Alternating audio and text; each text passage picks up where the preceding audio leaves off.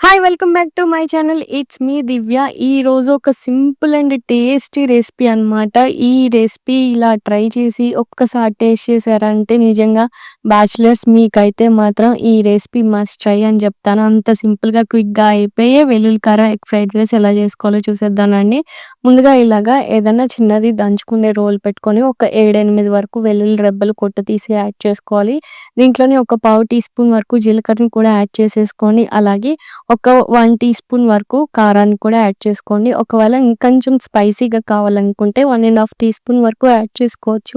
అలానే ఇందుట్లోనే 1 tea spoon వరకు సాల్ట్‌ని కూడా యాడ్ చేసుకొని చక్కగా ఇదంతా కూడా ఫ్రెష్‌గా అప్పటికప్పుడు దంచి వేసుకుంటే చాలా బావుంటుందనమాట. వెల్లుల్లి టేస్ట్ అనేది బాగా ఆ ఫ్లేవర్ అనేది రైస్‌కి బాగా తెలుస్తుంది కాబట్టి అప్పటికప్పుడు దంచి వేసుకోండి. లేదు ఇంట్లో ఆల్రెడీ ఉంది అనుకుంటే కూడా నేను చెప్పినట్టు ఫాలో అయిపోండి. అది కూడా యాడ్ చేసేసుకోవచ్చనమాట. ఇక్కడ 3 ఎగ్స్‌ని తీసుకొని దీంట్లోకి ఒక పావు టీ స్పూన్ అంతా సాల్ట్‌ని కూడా యాడ్ చేసుకొని ఇదంతా కూడా చక్కగా బీట్ చేసుకోవాలనమాట. మంచిగా బీట్ చేసుకొని మనం ఎగ్స్‌ని అయితే ఫ్రై చేసుకోవాలనమాట.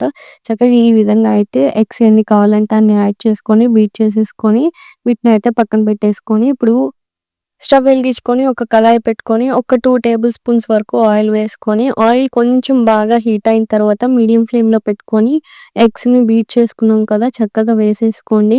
ఆయిల్ బాగా హీట్ అయిన తర్వాత వేసుకుంటేనే చక్కగా ఆమ్లెట్ అనేది బాగా ఫ్లఫీగా వస్తుంది. మనకి పీసెస్ అనేది కూడా చక్కగా వస్తాయన్నమాట. ఈ విధంగా వేసుకున్నాక ఒక 2 సెకండ్స్ ఉంచేసి చక్కగా ఈ విధంగా అయితే స్క్రాంబుల్ చేసుకోండి.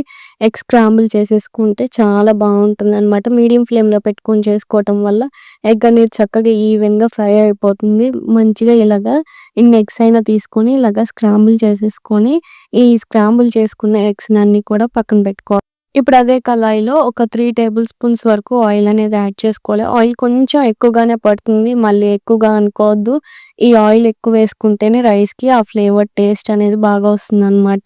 సన్నగా కట్ చేసి పెట్టుకున్న ఉల్లిపాయలు ఒక 2 మీడియం సైజు, అలాగే కొంచెం అంత కరివేపాకుని కూడా వేసేసుకొని చక్కగా ఇలా ఫ్రై చేసేసుకోవాలి. ఆనియన్స్ ఉంటే సరిపోతుందనమాట.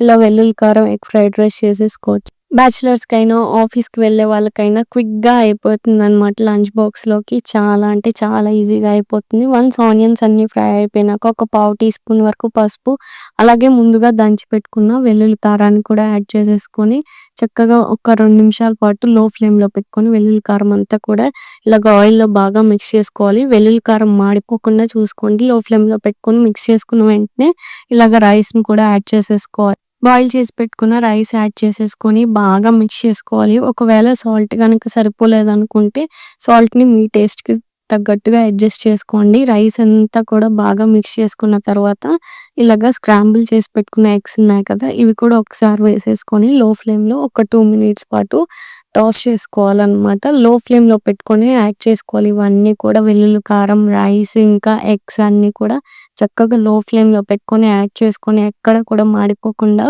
ఇలాగ కలుపుకొని ఒక హాఫ్ టీ స్పూన్ వరకు ధనియాల పొడిని యాడ్ చేసేసుకోండి. అంతే అయిపోయింది. సింపుల్‌గా, ఈజీగా, క్విక్‌గా చేసేసుకోవచ్చు. ఇలా బాగా మిక్స్ చేసుకొని వీలైతే కొత్తిమీర ఉంటే కొత్తిమీరని కూడా వేసేసుకొని స్టవ్ ఆఫ్ చేసేసుకోండి. నేనైతే ఇక్కడ కొత్తిమీర స్కిప్ చేస్తున్నాననమాట.